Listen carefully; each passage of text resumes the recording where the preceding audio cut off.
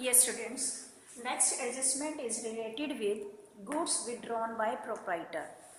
Just have a look on the terms which I have written on the board. Goods withdrawn by proprietor. You can write here for personal use. वैसे तो withdrawn by proprietor is understood कि it is personal use, but मैंने फिर भी clarify कर दिया है. Next is goods given in charity, free samples. Then goods lost by fire. तीनों में common क्या है? Goods. तो goods कम हो रही हैं in all these three adjustments, but goods are not reducing due to sale. Other than sale, goods are reducing. Goods कम हो रही हैं sale के अलावा.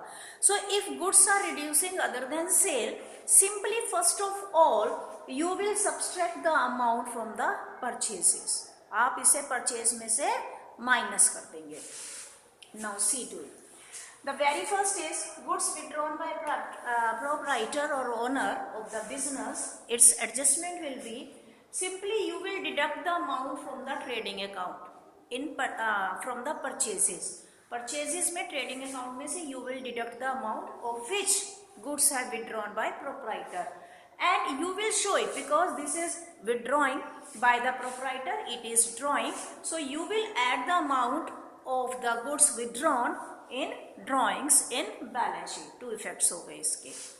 Then goods given in charity or free samples or goods distributed in charity or free samples. Again goods are reducing but not due to sale. Goods कम हो रही है तो again you will subtract it from the purchases in the trading account.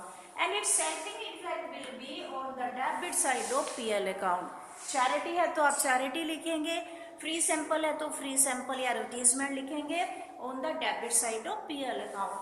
This is the adjustment which are having its two effects in trading and PL only. Next is goods lost by fire. अब goods lost by fire के तीन treatment है. Here you have to treat it in three ways. मैं assume कर रही हूँ figure कि मान लीजिए 1500 रुपए की गुड्स लॉस्ट बाय फायर है. Lost by fire. इसमें से 1000 रुपीज का इंश्योरेंस क्लेम मिल जाएगा आपको. इंश्योरेंस कंपनी ने अप्रूव कर दिया 1000 रुपीज पे करने के लिए.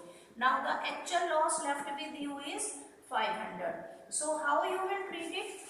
You will show 1500 on the credit side of trading account by mentioning loss by fire, right?